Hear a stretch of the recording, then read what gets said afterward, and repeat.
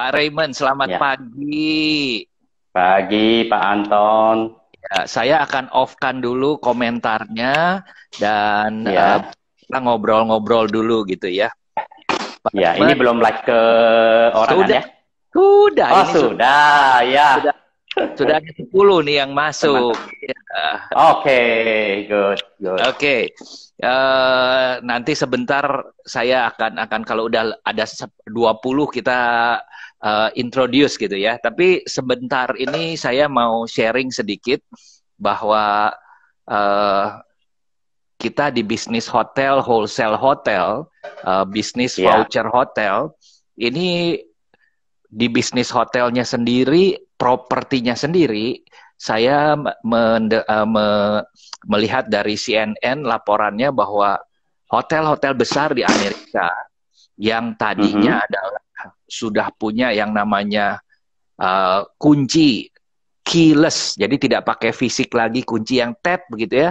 Mereka sudah bisa check in online, lalu ada linknya di sini, lalu tinggal tap gitu ya, buka pintu, buka lift, itu akan terjadi seperti begitu. Saya sudah 5 tahun yang lalu di Amerika sudah coba teknologinya waktu itu sedikit demi sedikit beberapa mhm. Hilton hotel. Lalu saya ada hotel di Semarang, saya lupa itu hotel hotel Sinarmas Group punya gitu ya, namanya apa. Di Semarang saya sudah coba juga dan saya dengar sudah di beberapa kota. Jadi mungkin Pak Raymond lebih pengalaman banyak. Ada hotel-hotel sekarang itu sudah tidak perlu check-in lagi, online check-innya, lalu masuk ke kamar itu panggil pakai handphone tap gitu ya. Wah, itu kenapa sekarang di zaman pandemi ini akan menjadi populer karena touchless, tidak bersentuhan. Yang Mhm. menarik, Ya, beberapa yang menarik adalah bahwa orang datang ke hotel kalau biasanya disambut oleh porter, uh, bellboy, bell captain gitu ya. Sekarang itu tidak akan ada katanya. Lalu yang kedua juga akan tidak ada yang namanya spa karena itu touch gitu ya. Ketiga adalah gym. Gym juga itu sangat-sangat beresiko tinggi karena pegang sini, pegang sini, pegang sana gitu ya.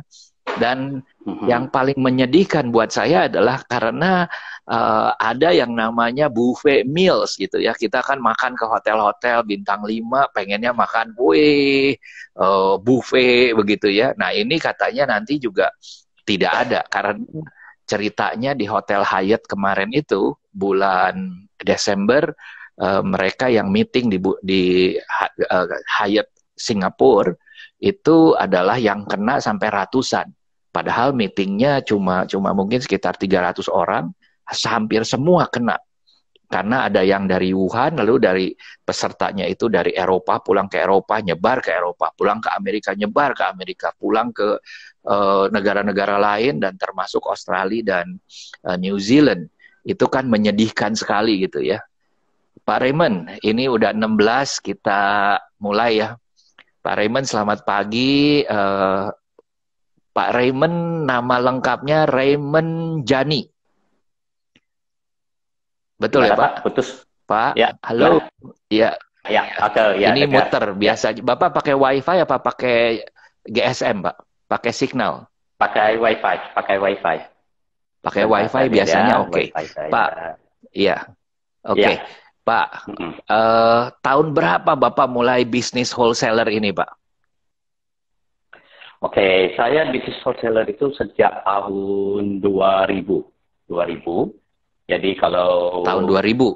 awalnya ya tahun 2000, nah, mungkin Kenapa perkenalan Bapak dulu deh ya sama mau? teman-teman semua. Ya, ya, Ya, ya, ya. gimana Pak? Halo. Iya, Ya, ya, tadi ya, muter. ya. Kenapa Bapak pilih wholesale hotel, Pak? Bukan tiket, bukan tour Oh, gitu. oke, kalau wholesale hotel, kalau menurut saya kan sebetulnya apa ya kebutuhan, ya gaya Pak, hidup, ya pada. suaranya putus-putus, Pak. Suaranya putus-putus. Posisi Suaranya WiFi putus-putus. Bapak, Iya. Nah, sekarang enggak. Dekat sih, dekat saya. Sekarang ini enggak nih. Sekarang Oke. enggak. Mungkin. Enggak ya. Ya, oke. Iya, sekarang enggak. Oke. Oke, Lanjut, Pak. jelas. Jelas ya. Jelas. Oke. Ya. Ya. Jadi kalau namanya wholesaler hotel, saya lihat adalah kebutuhan masa depan waktu itu.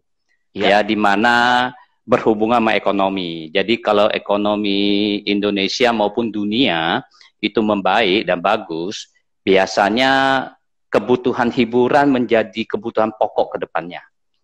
Ya, jadi ini salah satu prospek yang cukup bagus. Itu salah satu alasan. Kedua, pada zaman itu kita melihat banyak sekali travel kecil yang kurang bisa bersaing dengan travel besar. Ya, karena dari sisi harga. Jadi travel besar selalu bisa mendapatkan harga yang lebih murah dari supplier. Sedangkan travel kecil selalu ketinggalan. Akhirnya dari sisi saingan bisnis, itu kasihan dengan travel-travel yang kecil. Nah, muncullah ide saya sebagai orang tengah. Kalau kita bilang, zaman dulu kalau kita mau bilang, calo lesmi. Ya, sebagai orang tengah, ya di mana saya coba deal dengan hotel, supaya bisa dapat harga yang lebih bagus, dan saya jual dengan ke semua travel, baik besar dan kecil itu sama, sehingga adil, sehingga mereka bisa melakukan salah satu strategi jualan bukan karena perang harga, tapi karena servis. Nah, itu poinnya. Nah, kenapa dengan cuma hotel? Ya, karena saya melihat kalau saya menjual tour, itu komponennya terlalu banyak. Ya, untuk saya lebih cepat, ya untuk merunning bisnis ini butuh waktu lebih lama. Makanya saya pilih adalah hotel. Dari sisi komponen travel, tour, itu kan kalau kita bilang seperti Pak Anton jual tour, itu butuh bus, tiket, hotel, restoran. Yang mana saya lihat komponen paling besar itu sebenarnya di tiket sama di hotel. Nah, inilah yang saya pilih hotel dulu. Itu kurang lebih awal-awal kenapa plannya buka wholesaler dan milihnya hotel aja gitu. Ini menarik. Gitu, Pak. Ya, ini menarik. Ya. Saya Jakarta Express dimulai sebenarnya juga dengan wholesale hotel. Pada waktu itu saya fokusnya adalah sebenarnya voucher hotel ke Singapura. Karena saya memilih Singapura, alasannya adalah karena orang Indonesia banyak ke Singapura.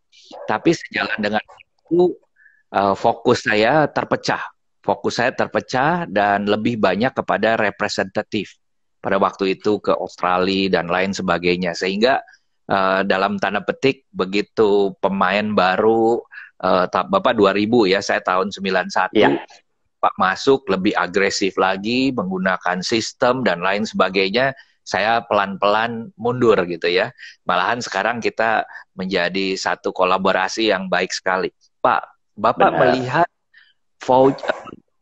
grosir, kita sebut wholesale hotel, Bapak melihat ke depan ini setelah kita selesai ya, setelah selesai virus corona ini, menurut Bapak bagaimana? Kalau menurut saya, habis corona ini, bisnis ini tetap berjalan, bisa jalan. Karena ini yang tadi saya bilang, kebutuhan. Cuma kita butuh waktu. Ya, waktunya mungkin nggak seperti sebelumnya, yang hampir kita bilang 40-30% orang Indonesia udah pasti akan spend uangnya di traveling. Ya, mungkin dengan keadaan COVID selesai, awal-awal mungkin cuma 10-15% yang orang masih punya daya beli.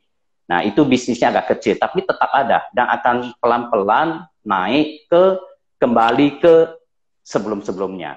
Ya, karena menurut saya, ya contoh, ya yang sebelumnya PSBB banyak orang di rumah. Kalau sekarang kita coba keluar, sudah banyak jalanan mulai penuh lagi. Jadi itu udah bosan orang di rumah. Itu dia. Ya, jadi begitu PSBB dibuka atau COVID ini selesai, ya bagi yang masih punya, ya ngomong saya masih punya tabungan, saya yakin mereka akan berangkat, akan jalan. Itu dia, Pak. Kaki udah gatel gitu ya, kaki udah gatel, pengen jalan-jalan aja. Oke. Ya, oke, menarik, mungkin Pak Anton sendiri juga udah pingin juga jalan-jalan. Saya diomelin Pak sama istri, jangan jalan-jalan, jangan keluar gitu ya. Tapi kan saya kakinya gatel, makanya ini program minggu keempat Ini hari ke-24 saya live seperti ini, Pak. Menyenangkan buat saya. Hari ini saya live 7 kali, biasanya 6 kali, kemarin 8 kali. Minggu lalu ada 1 hari 10 kali, Pak.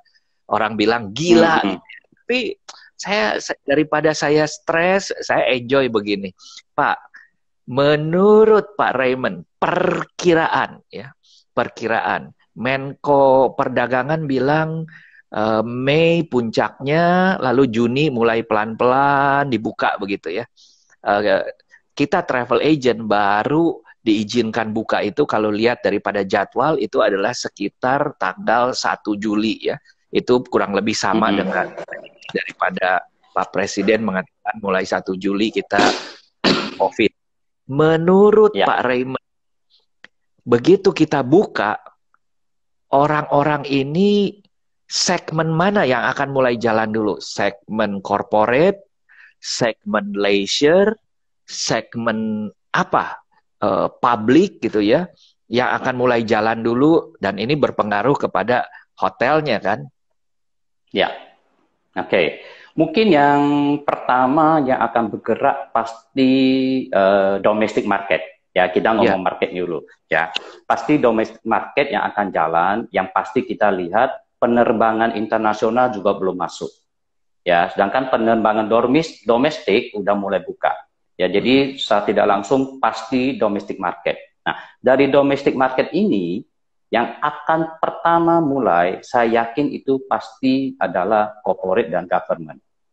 Ya, karena ini adalah kebutuhan. Bahkan sampai saat ini, walaupun pada masa-masa COVID, untuk government dan corporate masih tetap ada yang jalan. Cuma berkurang memang, menghindari. Tapi itu adalah satu kebutuhan yang tidak bisa dihindari. Ya, jadi begitu COVID selesai, ya, kedua segmen ini akan pertama bergerak dulu.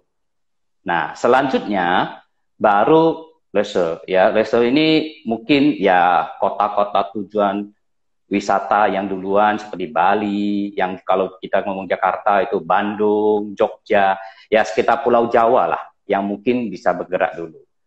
Itu sih kalau dari pandangan saya. Nah, berapa persen kalau kita bilang secara analisa, seperti saya pernah lihat salah satu survei, mereka udah analisa bahwa yang bergerak nantinya begitu COVID selesai, 3 bulan pertama, ya 3 bulan pertama bisa kurang lebih 36%, itu domestic market kita akan mulai bergerak, 36%.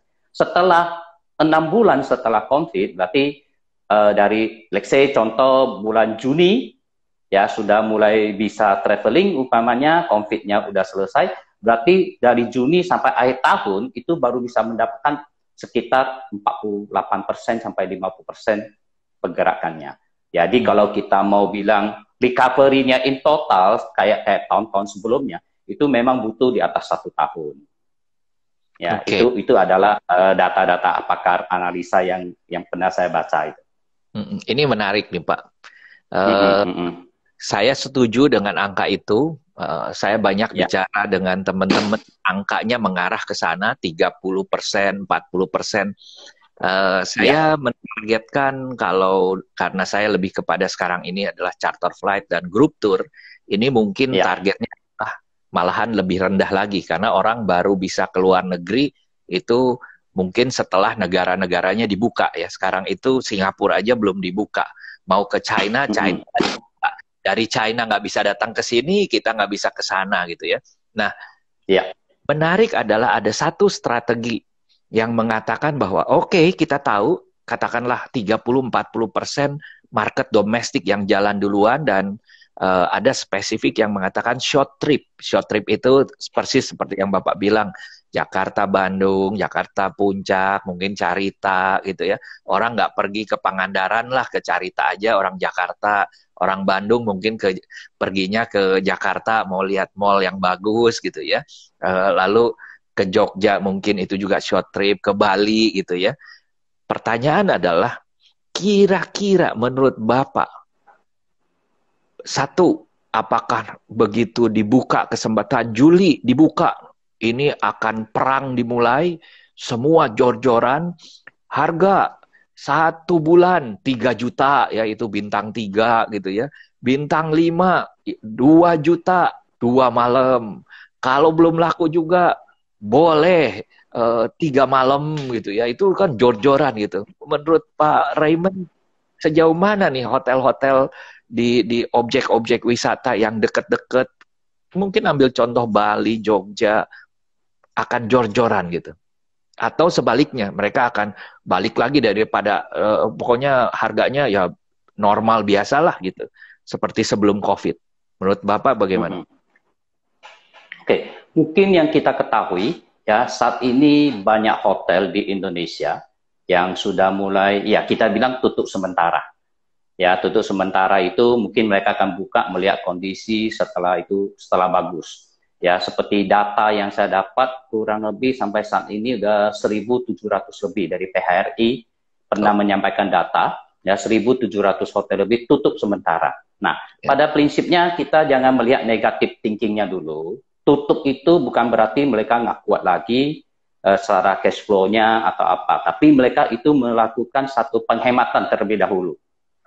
Ya, sedangkan ada sebagian masih buka. Nah, sebagian saat ini yang sedang mereka lakukan, kita tidak bilang perang harga, ya, turunin harga, kita bukan bilang perang harga, tapi lebih ke strategis penjualan. Ya, kenapa saya bilang strategis penjualan? Ya, karena pada saat ini pasti harus kita melakukan satu gimmick yang bagus buat customer, biar mereka mau lakukan traveling. Ya, jadi ini sebetulnya situasi, ya, market atau situasi yang memaksa semua pembisnis itu harus lakukan hal-hal seperti ini. Nah, sekarang yang kita bilang paling simple, paling cepat, yang kita bisa lakukan adalah turunin harga supaya membuat customer ingin mencoba. Ya, contohnya seperti mungkin Bapak atau teman-teman yang ada di IG ini, seandainya sebelumnya jual 1 juta, sekarang kalau masih dengan kondisi ekonomi sekarang, kalau dia jual 1 juta lagi, apa mau nggak kita beli dengan ambil resiko kena COVID? Kan gitu. Nah, disitulah hotel menyesuaikan keinginan demand. Ya, di mana demand nggak mungkin akan beli 1 juta. Ya, tapi berapa sih demand akan mengambil, let's say contoh 500.000, 600.000, yang jauh lebih murah, sehingga resiko itu yang mereka tanggung dengan harga murah itu. Nah, kira-kira gitu ya. Jadi kita sebenarnya tidak bisa salahin bahwa mereka perang harga atau gimana.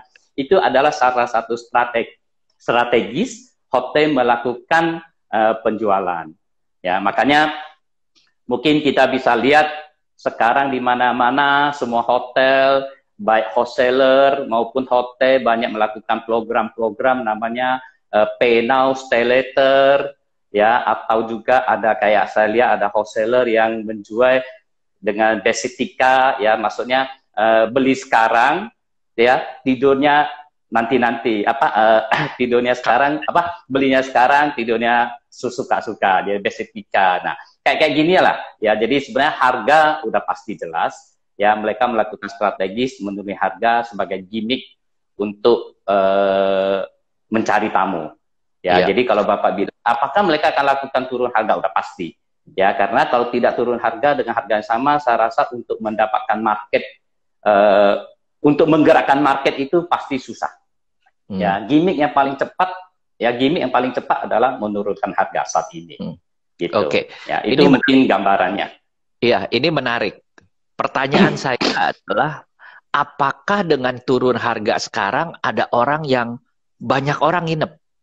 Apakah itu terjadi sekarang? Oke, sekarang. Nah, kalau untuk saat sekarang, ya memang tidak terlalu besar, tetap ada, tapi tidak terlalu besar untuk saat ini.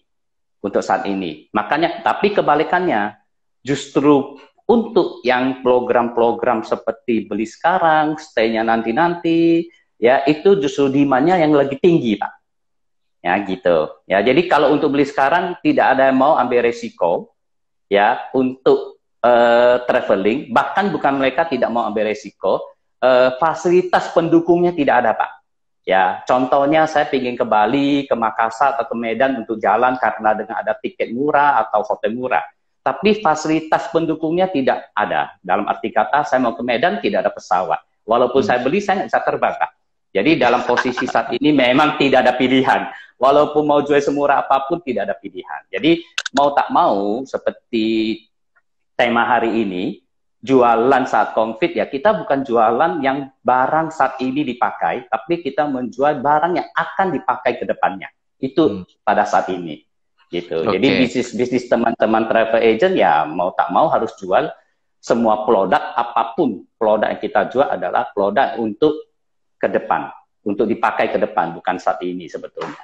Gitu. Ada satu travel kemarin juga saya melihat bahwa dia juga sudah menjual bahwa voucher 500.000 dijual 400.000, bisa dipakai kapan saja sampai 2021 gitu ya. Ini menarik. Tapi saya melihat bahwa ini adalah strategi daripada pebisnis untuk mendapatkan cash flow sekarang. Dan mereka menjual dengan harga ibaratnya pinjam duit dengan biaya murah gitu ya, Pak. Yang saya mau loncat sedikit lagi adalah bahwa kalau terjadi bahwa semua harganya turun gitu ya, menurut Bapak apakah nanti akan terjadi juga lonjakan yang besar? Saya ambil contoh, kebetulan di China ini ada liburan panjang kemarin tanggal 1 Mei, Hari Buruh di China dirayakan sebagai salah satu dari 3 liburan paling besar. Dan selama 4 hari, tanggal 1, 2, 3, 4, jadi mereka liburnya itu adalah dari tanggal 1 sampai tanggal 4, itu tercatat bahwa ada 340 juta, 340 juta orang yang pergi ke objek wisata. Awalnya saya pikir adalah tiket pesawat terbang, tetapi setelah saya cek, tiket pesawat terbang itu baru recovery sekitar 30-40%, jadi belum full, belum total. Nah, lalu saya cari tahu lagi, ternyata ini adalah orang-orang yang berkunjung ke objek wisata dan beli tiket. Apa kalau asumsi seperti begini? Nah, ini satu ya di objek wisata. Yang kedua adalah Pak Tanadi Santoso bercerita kepada saya, dia seorang konsultan bisnis, dia mengatakan bahwa di Guangzhou, ini ceritanya adalah bulan April, jadi di Guangzhou begitu buka tanggal 1 April atau tanggal berapa, tapi di awal di Guangzhou, begitu buka orang yang beli ke Hermes, itu barang yang mahal-mahal, penjualan 1 hari sama dengan lebih besar daripada penjualan 1 tahun 2019. Jadi saya lagi membayangkan ya Pak, kaki gatel kan, Bapak tadi udah bilang aduh pengen pergi tapi nggak bisa gitu ya.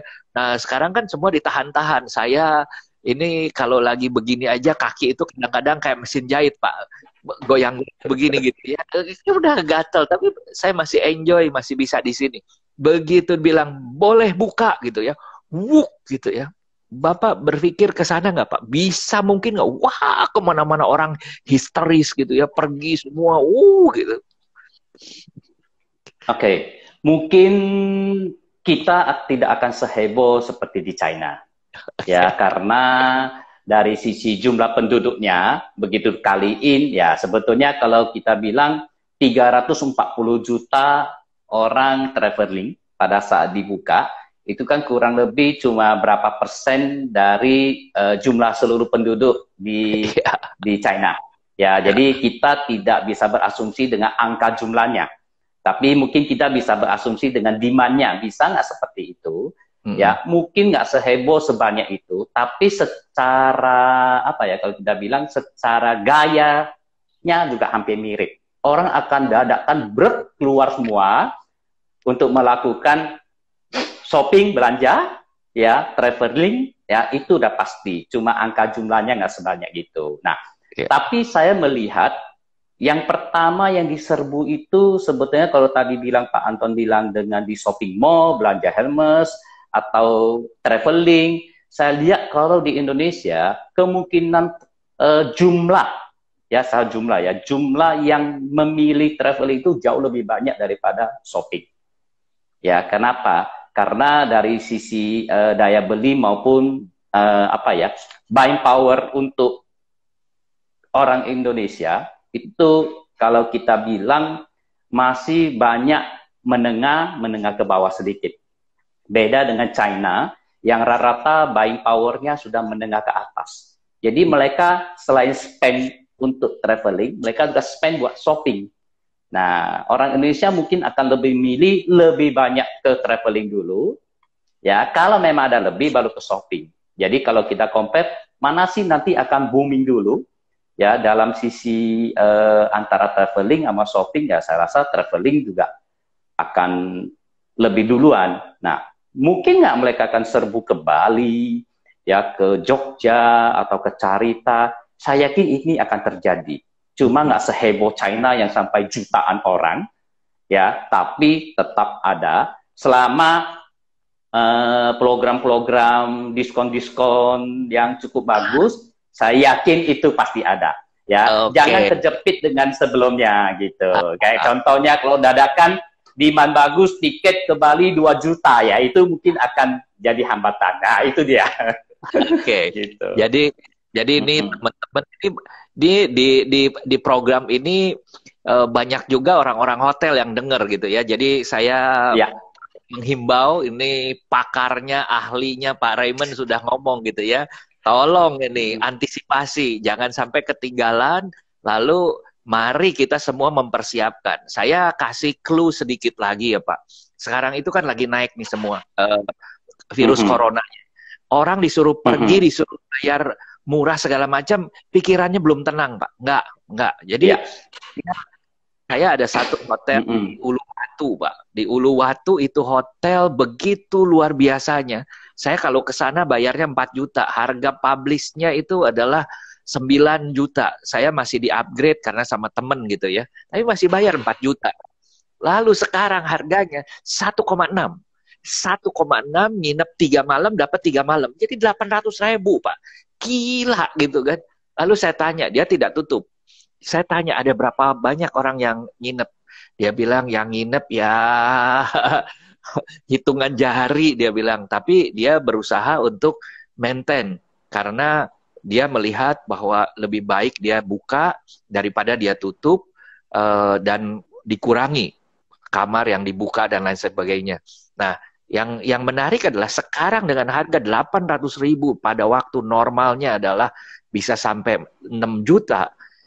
Orang masih belum mau pergi. Ini kenapa? Karena takut orang di atas ya. Nah, ini mesti siap-siap. Begitu bulan awal Juni, mentok. Nah, mentok nanti mulai turun. Nah, ini mesti genderang perang mesti disiapin nih. Dang dung gitu ya. Ayo, yang di sini beli 1 dapat 2, yang di sini beli 1 dapat 3 gitu ya, Pak. Kalau perlu memang seperti begitu. Dan dibatasi. Kenapa? Nah, kemarin ada hal yang menarik. Bahwa hotel itu seringkali berpikir, ini dari Pak Tung, hotel itu berpikir bahwa kalau saya jual harganya murah, nanti merusak average rate gitu ya Pak. Dia bilang, jangan pikirin average rate sekarang, yang dipikirin apa? Top of mind. Bagaimana membuat hotel dengan paket, nginep seminggu, nginepnya harus seminggu, harganya dibikin murah. Nginepnya nggak boleh sehari, nggak boleh. Sehari 100.000, nggak boleh. Nginepnya 7 hari, 1 juta gitu ya misalnya. 7 hari, 3 juta gitu kan. Biar belinya bulk juga dan itu membatasi. Paling tidak seperti kayak saya, berulang kali saya ngomong, itu hotel gila banget, sebulan jualnya 3 juta gitu kan. Pak Raymond tahu yang saya maksud hotel apa gitu kan. Semua orang ingat hotelnya apa. Kita mau nginep nggak ke sana? Belum tentu kita mau nginep ke sana. Tapi itu jadi top of mind gitu ya. Nah ini menurut saya teman-teman dari hotel juga bagus untuk melakukan sesuatu. Jadi top of mind dulu. Harga strateginya harus dipikirkan. Jangan pada waktu sekarang naik karena takut. Nanti kalau udah turun, nah ini. Nah ini yang menarik lagi Pak Raymond. Bahwa ini turunnya diperkirakan adalah Juni pertengahan.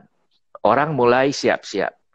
Harga mulai dong persaingan. Kemarin saya bicara dengan Pak Helmi. Saya nggak tahu, mungkin Bapak kenal juga dengan Pak Helmi Yulsar. Dari dulu pernah di Mandala, lalu di Jetstar, sekarang adalah di Amadeus Singapura. Dia mengatakan bahwa tanggal 28 April kemarin, Biasanya itu adalah Amadeus itu kan catat semua penerbangan dunia dia jual kayak Galileo, kayak Marcus. Nah, dia bilang ini yang ada terjadi adalah cabut. Nggak terbang, keluarkan dari listing. Tanggal 28, mendadak naik, Pak. Mendadak naik. Orang yang daftar itu naik. Walaupun pelan-pelan gitu ya. Saya loncat sedikit ini dalam situasi seperti begini. Nah, sekarang masalahnya mulai timbul. Tadi Bapak udah cerita. Jangan sampai nanti kita ke Bali harga tiketnya 2 juta. Hari ini saya baca artikel banyak sekali termasuk dari IATA. IATA menganjurkan 3 tempat duduk, tengahnya dikosongkan, Pak. Kalau tengahnya dikosongkan, Pak Helmi sudah mengatakan, karena pada waktu itu saya bilang, WHO mengusulkan tengah dikosongkan. IATA bagaimana? IATA sedang mempertimbangkan. Nah, sekarang sudah keluar bahwa IATA mengatakan kosongkan. Kalau ini dikosongkan, harganya naik 62% harga tiket, Pak. Kalau harga tiket 62%, dari 2 juta naik 62%, atau bisa jadi 3 juta lebih, Pak. Tambah mahal lagi. Nah, saya melihat Bali akan terjepit kalau dalam situasi karena kita naik ke Balinya harus terbang. Yang akan boom adalah seperti misalnya Jogja, Bandung, mungkin Carita. Saya melihatnya ke arah sana dalam 3 bulan pertama. Saya nggak tahu. Menurut Pak Raymond, apakah ini masuk akal atau Pak Raymond ada pemikiran yang lain? Silakan. Oke, analisa Bapak cukup bagus, ya, cukup bagus. Jadi kondisi yang tadi saya sampaikan, destinasi yang jauh, yang diharuskan pakai pesawat itu memang satu tantangan yang sangat tergantung dengan airline, sangat tergantung dengan airline. Ya, jadi memang benar apa yang Bapak analisa. Maka harapan kita adalah airline itu bisa melakukan sesuatu. Nah, salah satu contoh yang saya sudah dapat, mungkin bisa baca di Detik, di mana Garuda untuk menggerakkan perekonomian, khususnya pariwisata, mereka rencana setiap penerbangan, mereka akan siapin kalau nggak salah 25 seat free. Ya, gratis. Ya, mungkin gratis 25 atau mungkin harga diskon. Nah, sebenarnya inilah program-program dari airline untuk bisa membantu bisnis pariwisata, baik hotel maupun travel agent. Ya, jadi walaupun ada kenaikan yang tadi Bapak bilang, tempat duduk tengah dikosongin, otomatis operational cost pasti tinggi. Secara bisnis, ya pasti akan dibagikan ke seat yang terjual. Itu udah pasti mahal.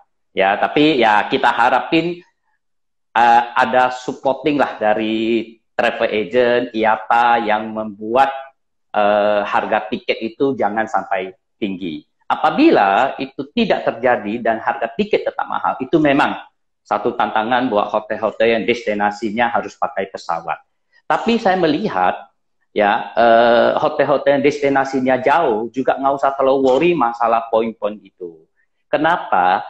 Hotel-hotel juga bisa coba melakukan sesuatu strategi penjualan di mana mereka saat ini lebih fokus ke penjualan daerah sekitar. Dari arti kata, contoh Sulawesi.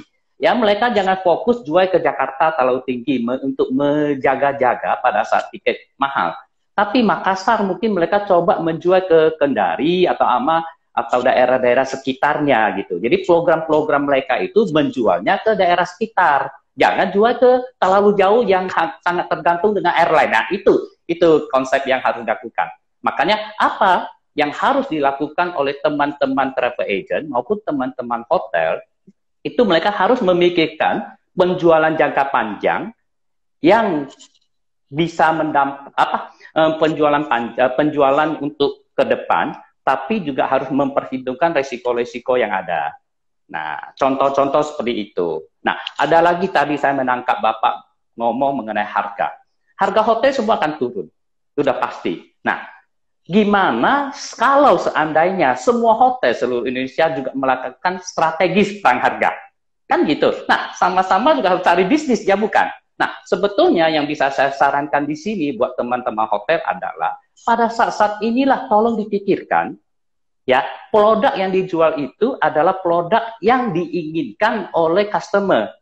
Nah, contoh, saat ini pada saat COVID yang paling ditakutin oleh customer itu apa? Ya, nah, dianjurkan oleh pemerintah saat ini adalah harus sering cuci tangan, jaga kebersihan, ya, hal-hal lain. Nah, sekarang seandainya hotel untuk merebut market yang ada, begitu banyaknya hotel-hotel perang harga, hotel mungkin saat ini bisa lakukan adalah sudah memprepare semua dari sisi kesehatan maupun kebersihan yang berhubungan sama COVID. Contoh, hotel udah harus beli thermoscan suhu, ya, disiapin saat ini. Ya, siapin prepare wastafel atau apalah di setiap sudut hotel yang setiap saat tamunya bisa cuci tangan. Ya, dan ini begitu perang waktu saat menjual tidak cuma perang harga yang dijual disebutin, tapi juga menyelipkan dari sisi kebersihan, preparation kesehatan yang dilakukan buat tamu supaya tamu saat memilih, let's say contoh hotel A menjual 1 juta, perang harganya yang dari 5 juta jadi 1 juta, hotel B yang dari 4-5 juta juga 1 juta, saya sebagai customer saya akan pilih hotel mana sih menawarin dari sisi kebersihan, kesehatan yang lebih bagus. Toh angkanya sama kok 1 juta. Nah, ini loh yang harus dilakukan oleh teman-teman hotel. Nah, jadi itu adalah strategis yang harus disiapin saat ini oleh teman-teman hotel. Ya, jual boleh ke lokasi jauh, mungkin Pulau Jawa lebih gampang, Pak. Kalau seandainya saya sudah beli voucher yang stay-nya Agustus atau nanti November, ternyata tiket demand-nya tinggi pada saat mahal, terpaksa pun karena saya sudah beli voucher, takut hangus nanti vouchernya, saya bisa pakai darat, ya, pakai darat lewat tol sampai ke Bali itu keadaan terpaksa kalau tiket udah terlalu mahal. Tapi tetap yang masih bisa jual. Tapi teman-teman hotel yang di Sulawesi, nah bagaimana kita untuk kesananya? Kan gitu. Jadi kayak contoh-contoh tadi ya mungkin kita lebih mencari segmen market yang lebih dekat saat ini. Seperti itu mungkin dari sisi pandangan saya. Gitu. Iya, ini menarik nih. Ini diskusinya tambah hangat nih Pak. Seru.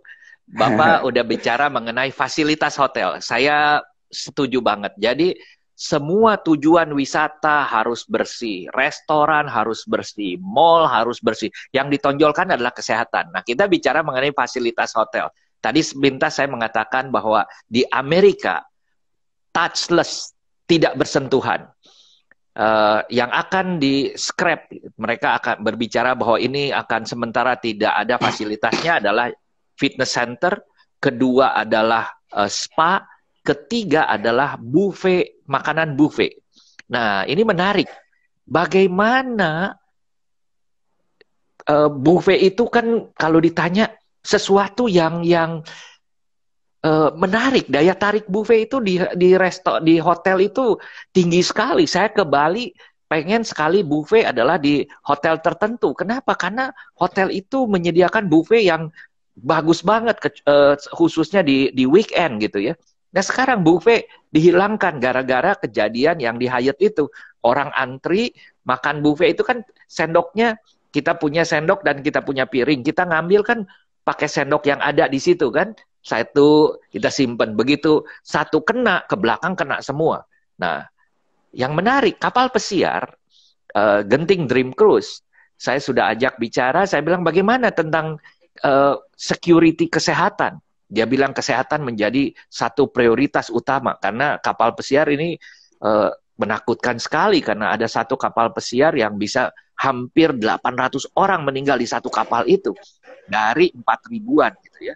Lalu mereka mengatakan kapasitas di kapal pesiar yang tadinya 4.000 mungkin akan cuma 3.000. Kapasitas teater 1.000 orang akan mungkin cuma 600, 700.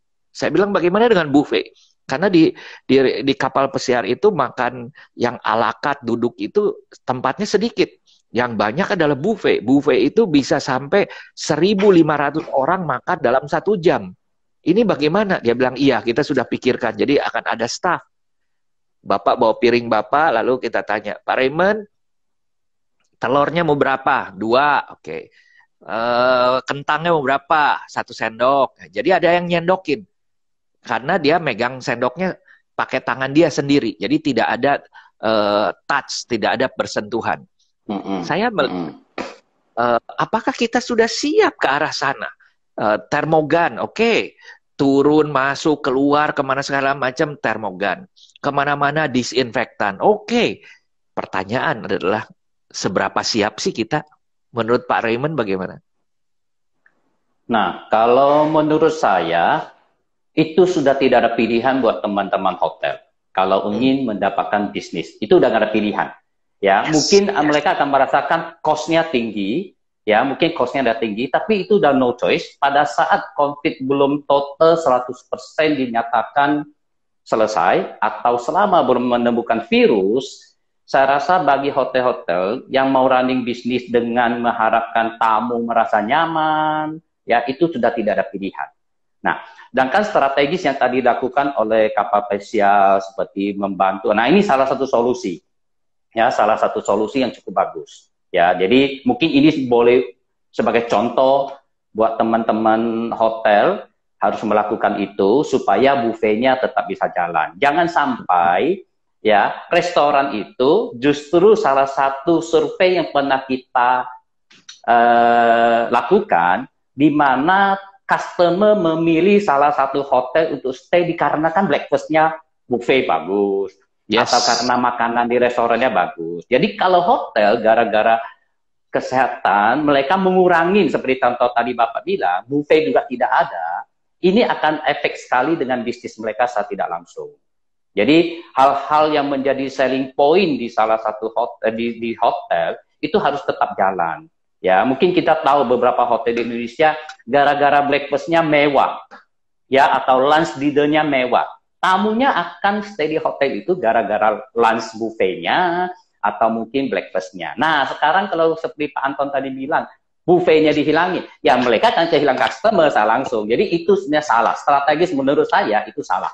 Cuma harus melakukan step-step yang lebih bagus, ya lebih nyaman, yang seperti contoh tadi Pak Anton sampaikan, atau mungkin setiap customer itu kita sodorin piring yang sudah di packing, sudah di apa ya tersendiri, terpisah-pisah. Nah, sisi ngantri buffet ramai, ya mungkin seperti kita lihat kan, dibikin jarak setiap 1 meter.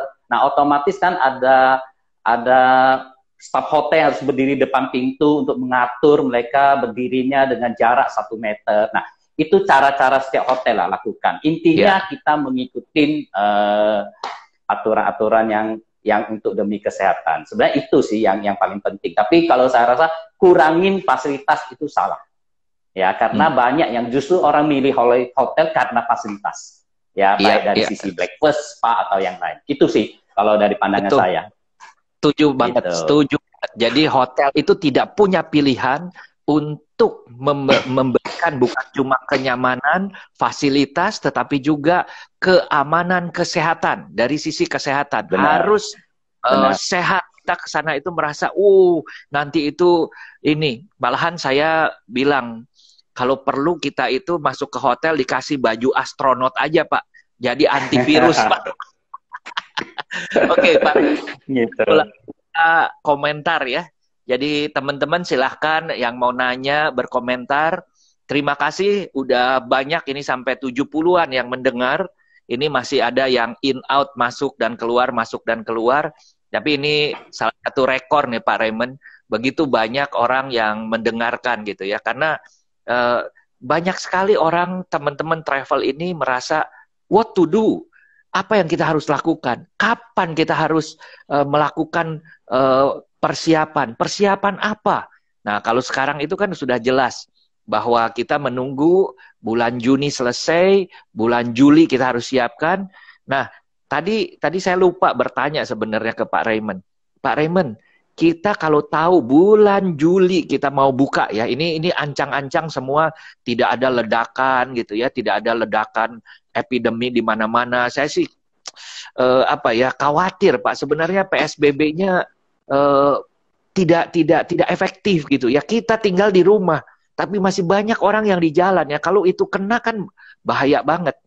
Pertanyaan saya ke Pak Raymond adalah, bagaimana, apa yang harus kita lakukan? Travel agent sekarang semua dirumahkan.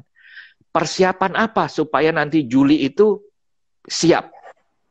Silakan, Pak. Oke, mungkin saat ini yang harus kita siapin khusus untuk travel agent ya, khusus untuk travel agent, kita sekarang fokuskan menjual produk-produk yang akan datang minimum 2 bulan ke depan. Ya, walaupun saat ini banyak pakar sebelumnya menyatakan Juni pandemi COVID akan mulai reda atau mulai bagus, tapi 2-3 hari yang lalu saya baca lagi, ada pakar analisa dari Singapura yang menyatakan Indonesia itu harus sampai September katanya, makin panjang. Jadi tidak ada bisa yang mengatakan kapan pandemi COVID ini selesai. Nah, kita tidak usah terlalu worry dengan kapan selesainya, tapi kita melakukan bisnis preparation-nya adalah gimana menjual produk-produk yang kedepannya yang akan kita lakukan. Ya, jangan terlalu fokus dengan jual produk yang dalam waktu sebulan di depan ini. Let's say contoh, pada sibuk fokus jual produk yang untuk stay sekarang, ya coba cari sales call, cari bisnis yang jualnya untuk bulan Mei, ya jangan memikirkan hal-hal produk-produk seperti itu, tapi mikirkan produk yang jangka panjang, itu yang paling penting sebetulnya.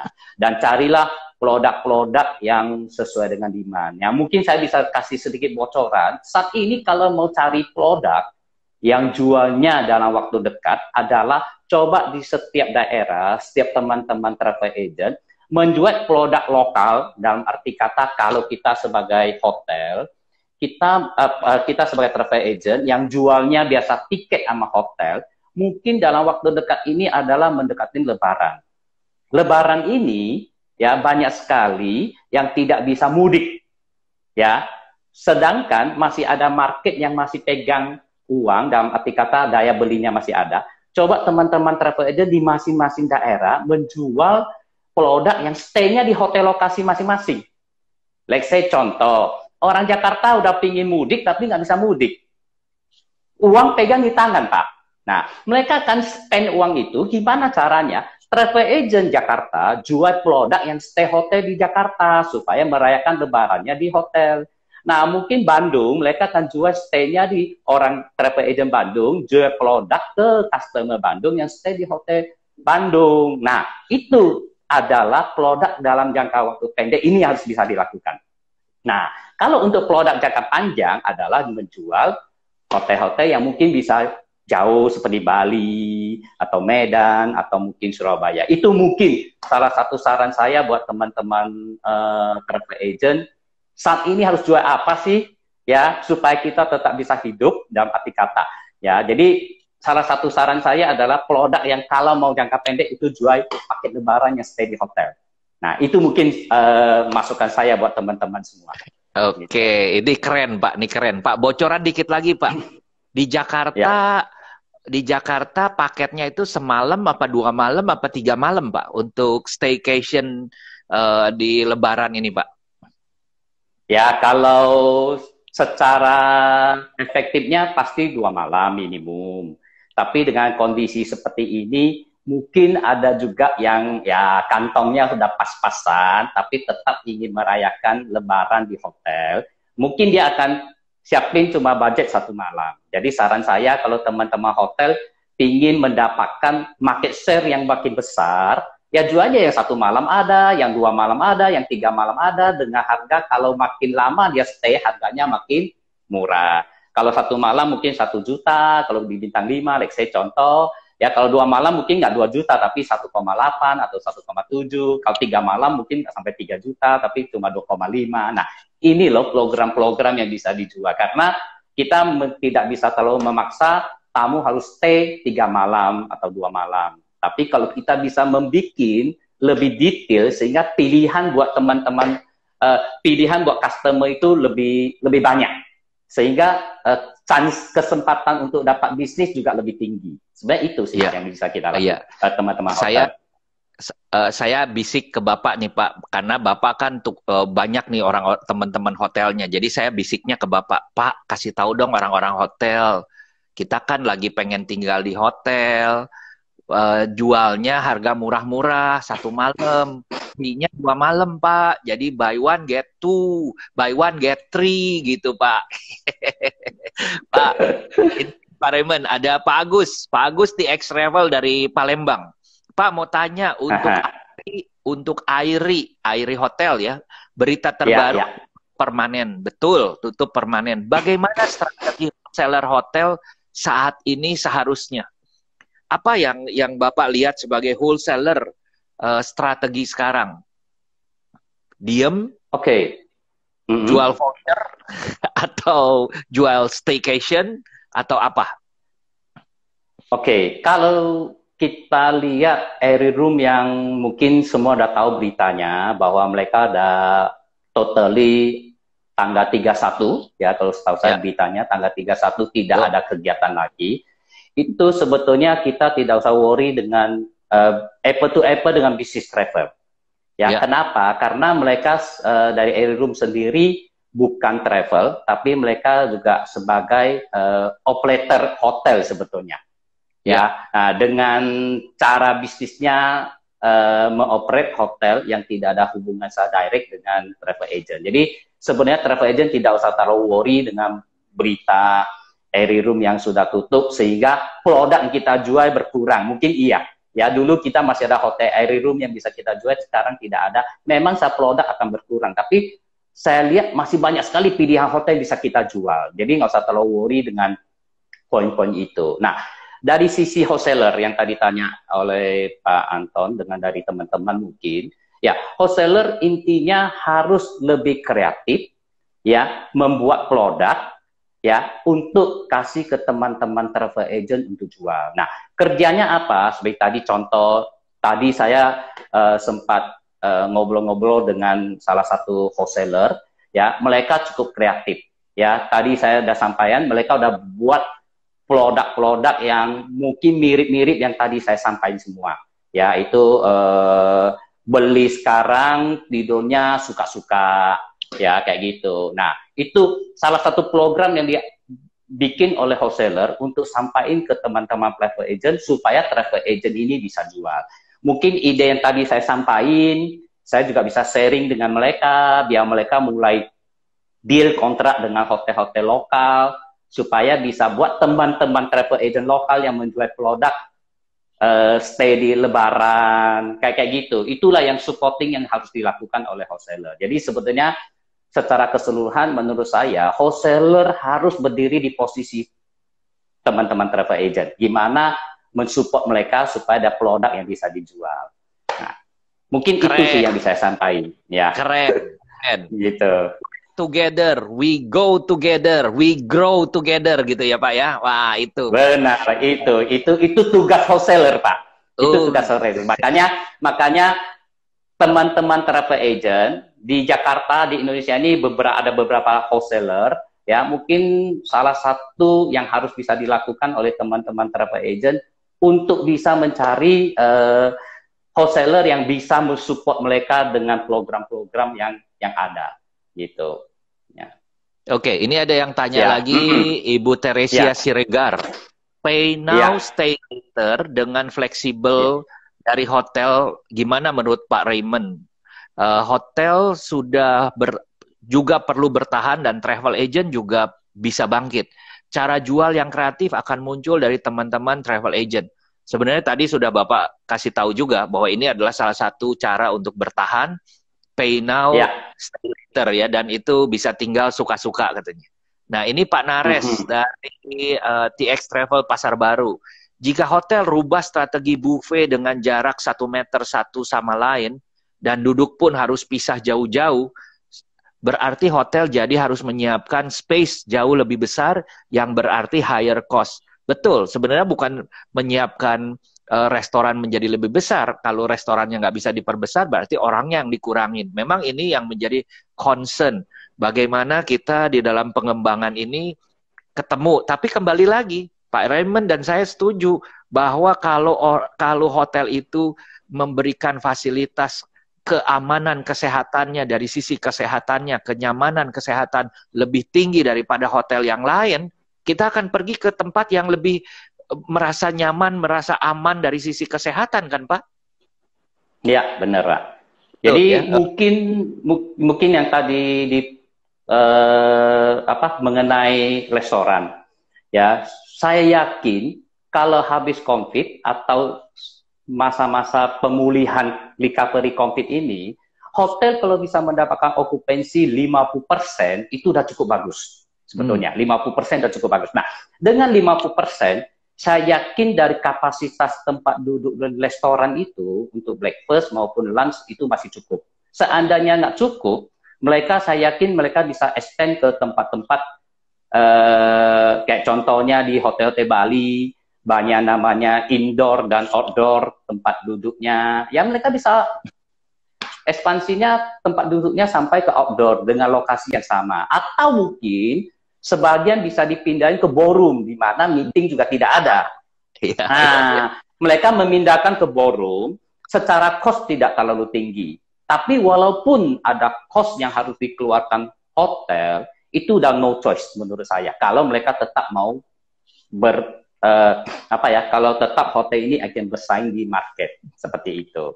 Nah, ada lagi Ibu Tresia yang nanya, gimana sih strategi travel agent untuk menjual program Pay Now Stay Later? Nah, saya bisa sampaikan bahwa sekarang semua sudah digital, semua sudah online.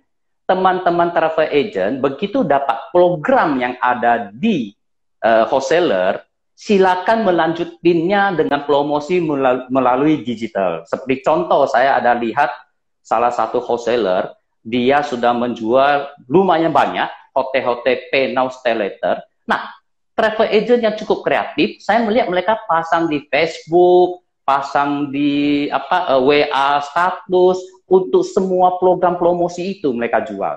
Ya, saya yakin kalau sekarang ketemu customer mungkin tidak ada.